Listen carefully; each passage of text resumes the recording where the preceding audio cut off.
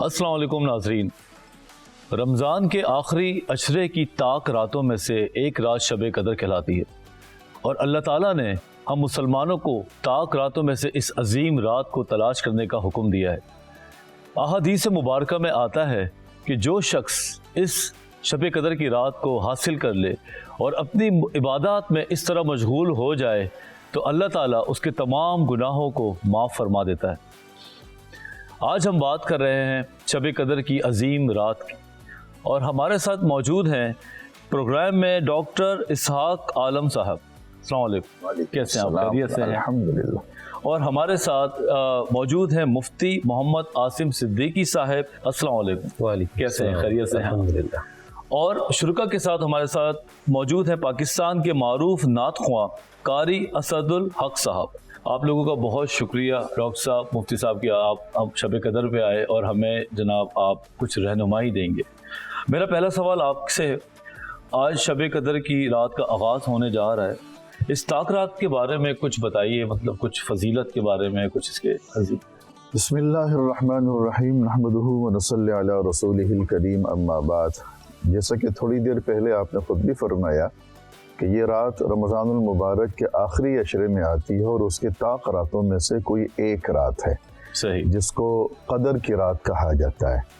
علماء نے، اہل علم نے، مفسرین نے اسے قدر کی رات کہنے کی کچھ وجوہات بیان فرمائی ہیں۔ فرماتے ہیں کہ ایک تو قدر کی رات اس کو اس لیے کہا جاتا ہے کہ اس میں بڑی برکت والی اور بہت ہی زیادہ قدر و منزلت والی کتاب قرآن کریم کو نازل کیا گیا، تو اس وجہ سے اس کو قدر کی رات کہا جاتا ہے۔ دوسری وجہ اس کی یہ بیان فرماتے ہیں کہ قدر کے معنی تنگی کے ہیں، تو چونکہ اس رات میں آسمانوں سے فرشتے بڑی کثرت اور بڑی تعداد میں نازل ہوتے ہیں، سبحان اللہ، اور اتنی تعداد میں زمین پر آ جاتے ہیں کہ زمین ان کے لیے تنگ پڑ جاتی ہے۔ کیا بات ہے جناب! تو یہ بھی اللہ تعالیٰ کی رحمتوں کے مظاہر ہیں جو کہ ہمیں محسوس تو ہوتے ہیں لیکن نظر نہیں آتے آنکھوں سے۔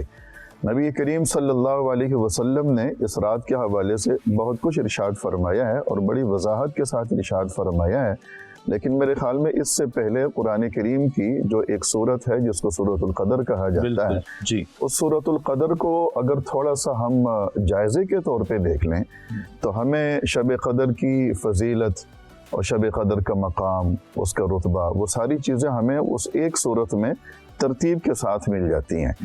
اگر تھوڑا سا ہم غور کریں تو اللہ تعالیٰ نے اس ایک مختصر سورت میں شب قدر کے 4 فضائل گنوائے ترتیب کے ساتھ۔ بالکل، سب سے پہلی فضیلت انا انزلناہ فی لیلۃ القدر، کہ ہم نے اس رات میں قرآن کریم کو نازل کیا ہے۔ سبحان اللہ، تو سبحان اس اللہ، قرآن کریم کے نزول کی وجہ سے اس رات کی اہمیت بڑھ جاتی ہے، بلا شبہ، اس رات کی عظمتوں میں اضافہ ہو جاتا ہے۔ پھر دوسری فضیلت لیلۃ القدر خیر من الف شہر، کہ ہم نے اس رات کو 1000 مہینوں سے بھی زیادہ بہتر بنا دیا ہے۔ کیا بات ہے! 1000 جی مہینے، بالکل، مطلب اگر انسان کی زندگی بھی شامل کر لیں تو پوری زندگی سے ایک رات جناب بہتر ہے۔ 83 سال 4 ماہ بنتے ہیں، سبحان اللہ، 1000 سبحان مہینے۔ اللہ، سبحان اللہ، لیکن اگر تھوڑا سا اس آیت میں بھی اگر غور کریں تو اللہ تعالیٰ یہ نہیں فرما رہے ہیں کہ ہم نے اس کو 1000 مہینوں کے برابر قرار دے دیا ہے، بالکل، بلکہ 1000 مہینوں سے بھی زیادہ بہتر بنا دیا ہے۔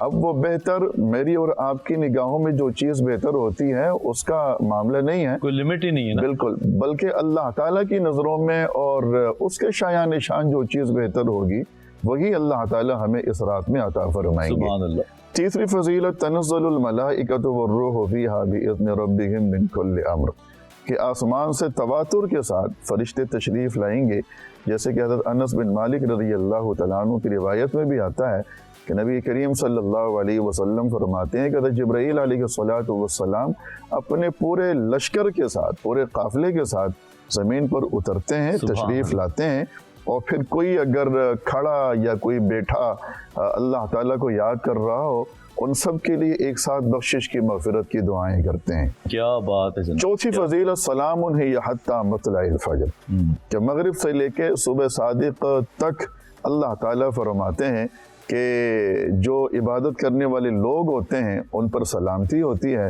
اور ہماری رحمتوں کا بڑی تواتر کے ساتھ نزول ہوتا ہے۔ تو یہ عمومی طور پر شب قدر کی ایک حقیقت ہے۔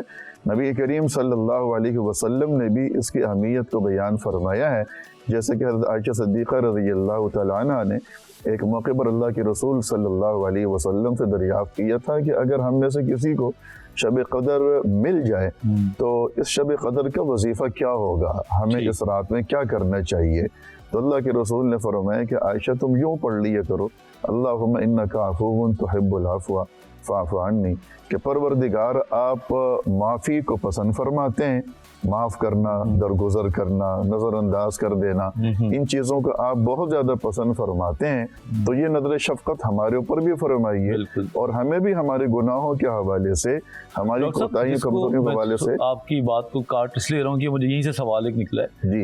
अमूमन लोगों को अरबी में दुआएं याद नहीं होती, ठीक है, हम लोग भी शब क़दर में दुआ करते हैं, तो क्या यही दुआ को हम उर्दू में भी पढ़ सकते हैं इसी तरह, इसी नीयत के साथ, रसूलुल्लाह की ज़बान मुबारक से निकले हुए अल्फाज में भी नूरानियत है। सुभान अल्लाह, सुभान अल्लाह। तो हमें वो नूरानियत, वो रूहानियत भी अगर साथ में हासिल करनी है तो अब वही बात थोड़ी सी तल्ख है, लेकिन सच तो है कि लंबे चौड़े गाने तो हमें याद हो जाते हैं लेकिन हदीसें और छोटी छोटी दुआएं हमें याद नहीं होती, छोटे छोटे जुमले हमें शर्मिंदगी की बात है, ये बिल्कुल शर्मिंदगी की बात है।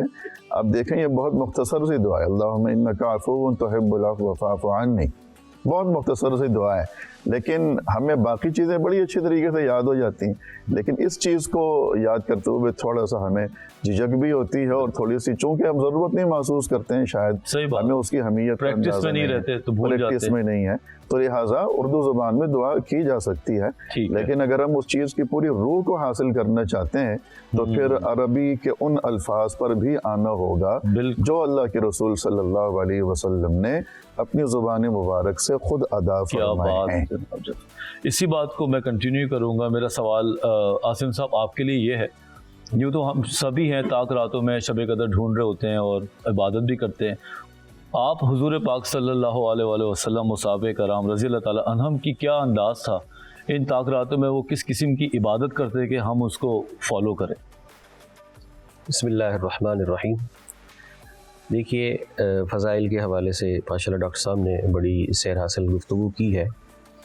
नबी करीम सल्लल्लाहु अलैहि वसल्लम के बारे में सहाबा इकराम अलैहिम रिज़वान फरमाते हैं कि हुज़ूर सल्लल्लाहु अलैहि वसल्लम वैसे रमज़ानुल मुबारक के जो इब्तदाई 2 अशरे हैं उसमें तो इबादत किया करते थे, लेकिन जो आखिरी अशरा होता था उसमें नबी करीम सल्लल्लाहु अलैहि वसल्लम इंतहाई इबादत किया करते थे, जैसे एक मेहनत करता है इस तरह से दिल जमई के साथ और बहुत ज़्यादा इबादत का एहतमाम करते थे। और नबी करीम सल्लल्लाहु अलैहि वसल्लम ने एक हदीस मुबारका में भी इस तरह से भी है कि हुज़ूर अलैहिस्सलाम ने नबी सहाबा इकराम अलैहिम रिदवान को भी अपने साथ ताक रातों में इबादत के लिए लगाया और इतना क़याम फरमाया, इतना लंबा क़याम फरमाया कि बसा औक़ात ये लगा कि शायद सहरी फ़ौत हो जाएगी, इस कदर लंबा क़याम फरमाया, निस्फ़ लैल तक भी, इससे भी आगे तजावुज़ किया। तो ये हुज़ूर सल्लल्लाहु अलैहि वसल्लम का मामूल था। और सहाबा इकराम अलैहिम रिदवान वो तो नबी करीम सल्लल्लाहु अलैहि वसल्लम के सच्चे पैरोकार थे, जैसे हुज़ूर अलैहिस्सलाम करते वैसे ही सहाबा इकराम अलैहिम रिदवान करते। और फिर उसके बाद जितने बुज़ुर्गाने दीन हैं उन्होंने भी इसी चीज़ को अपनाया कि जाकर मसाजिद में इबादत की जाए, यही मामूल रखा। और आज हमको भी ये चाहिए कि हम मसाजिद में जाएं, मसाजिद का रुख करें और जिस तरह अल्लाह के हबीब सल्लल्लाहु अलैहि वसल्लम ने अपने आप को इबादत में लगाया उस तरह से जो है वो अपने आप को इबादत में लगाएं।